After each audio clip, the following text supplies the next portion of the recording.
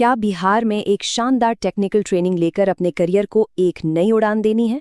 अगर हाँ, तो आईटी कैच 2026 की एप्लीकेशन प्रोसेस को समझ लीजिए पहली और सबसे ज़रूरी सीढ़ी है। तो चलिए इस पूरी प्रक्रिया को एकदम आसान बनाते हैं। तो सवाल सीधा सा है, बिहार के आईटीआईज में सीटें हैं, एक दो नहीं बल्कि 33,000 से भी ज्यादा। पर सवाल ये उठता है कि इनमें से एक सीट अपनी कैसे बनाई जाए।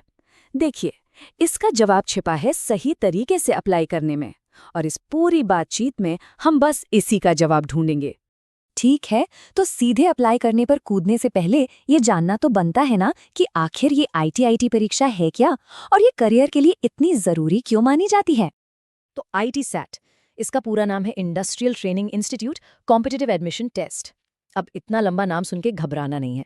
आसान भाषा में समझें तो ये बस एक चाबी है, वो चाबी जो बिहार के सरकारी आईटीआईज में बेहतरीन टेक्निकल कोर्सेज के दरवाजे खोलती है। चलिए, अब आते हैं मुद्दे की बात पर। क्या सब लोग अप्लाई कर सकते हैं? इसके लिए क्या क्या चाहिए? चलिए देखते हैं कि कौन कौन अप्लाई कर सकता है और जेब पर कितना भार पड़ेगा, मतलब फीस कितनी है। तो देखिए, अप्लाई करने के लिए सबसे पहले तो किसी भी मान्यता प्राप्त बोर्ड से 10वीं पास होना जरूरी है, या अगर इस साल परीक्षा दे रहे हैं तो भी चलेगा। उम्र की बात करें तो 1 अगस्त 2026 तक कम से कम 14 साल की उम्र होनी चाहिए। हाँ, एक बात ध्यान रखने वाली है, कुछ खास ट्रेड्स हैं जैसे मैकेनिक मोटर व्हीकल, उनके लिए न्यूनतम उम्र 17 साल रखी गई है। अच्छा, अब बात कर लेते हैं एप्लीकेशन फीस की। तो देखिए, जनरल, ईबीसी और ओबीसी कैंडिडेट्स के लिए ये फीस 750 रुपये है। जो लोग फिजिकली हैंडीकैप्ड कैटेगरी में आते हैं उनके लिए ये 430 रुपये हैं, और SC/ST कैटेगरी के लिए ये बस 100 रुपये है। ओके, अब सबसे ज़रूरी काम, अपना कैलेंडर निकाल लीजिए या फ़ोन में रिमाइंडर लगा लीजिए, क्योंकि अब जो तारीखें आने वाली हैं वो बहुत बहुत ज़रूरी हैं। इन्हें मार्क कर लेंगे तो कोई भी डेडलाइन मिस नहीं होगी। तो ये रही पूरी टाइमलाइन, ध्यान से देखिए। रजिस्ट्रेशन शुरू हो रहा है 16 मार्च को और चलेगा 14 अप्रैल तक। मेरी सलाह तो यही रहेगी कि आखिरी दिन का इंतज़ार बिल्कुल मत कीजिएगा। फीस भरने के लिए एक दिन एक्स्ट्रा यानी 15 अप्रैल तक का समय मिलेगा। और हाँ, अगर फॉर्म में कोई गलती हो भी जाए तो घबराने की बात नहीं है। 16 और 17 अप्रैल को उसे ठीक करने का मौका मिलेगा।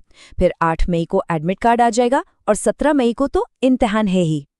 तो अब हम आ गए हैं इस पूरी कहानी के सबसे प्रैक्टिकल हिस्से पर। चलिए अब ऑनलाइन एप्लीकेशन की पूरी प्रक्रिया को 5 आसान से स्टेप्स में तोड़कर समझते हैं। पूरी प्रोसेस को बस इन 5 हिस्सों में बांटा गया है। देखिए, सबसे पहला रजिस्ट्रेशन, दूसरा एप्लीकेशन फॉर्म भरना, तीसरा सब कुछ एक बार अच्छे से जांचकर फाइनल सबमिट करना, चौथा फीस पेमेंट करना, और पांचवा और आखिरी कंफर्मेशन पेज को डाउनलोड कर लेना। बस इतना ही तो है। अब जरा स्टेप 2 पर थोड़ा और गौर करते हैं, क्योंकि यही फॉर्म भरने का सबसे मेन हिस्सा है। इसके अंदर 4 छोटे छोटे सेक्शन मिलेंगे। पहला पर्सनल जानकारी, दूसरा कॉन्टैक्ट डिटेल्स, तीसरा पढ़ाई लिखाई की जानकारी, और चौथा फोटो और सिग्नेचर को अपलोड करना। अब देखिए, ऑफिशियल प्रोस्पेक्टस में कभी कभी निर्देश कुछ ऐसे लिखे होते हैं। अब सच बताइए, इसे पढ़कर किसी का भी सिर चकरा जाएगा, है ना? लेकिन घबराने की कोई बात नहीं। इसका सीधा साधा मतलब बस इतना है कि फाइनल सबमिट बटन दबाने और पेमेंट करने से पहले अपनी भरी हुई सारी जानकारी को 2 बार नहीं 3 बार अच्छे से चेक कर लें। क्योंकि देखिए, एक बार पेमेंट हो गई तो फिर बड़े बदलाव करना लगभग नामुमकिन हो जाता है। तो मान लीजिए फॉर्म सबमिट हो गया और फीस भी भर दी, तो क्या काम खत्म? नहीं, बिल्कुल नहीं। अभी कुछ और जरूरी चीजें बाकी हैं। और हाँ, अगर फाइनल सबमिट करने के बाद भी कोई छोटी मोटी गलती नजर आ जाए तो ज्यादा टेंशन नहीं लेनी है। 16 और 17 अप्रैल को एक एडिटिंग विंडो खुलेगी जिसमें सुधार किया जा सकता है। इसके बाद 8 मई को अपना एडमिट कार्ड डाउनलोड करना तो बिल्कुल भी नहीं भूलना है। तो चलिए सब कुछ समेटकर एक फाइनल चेकलिस्ट बना लेते हैं।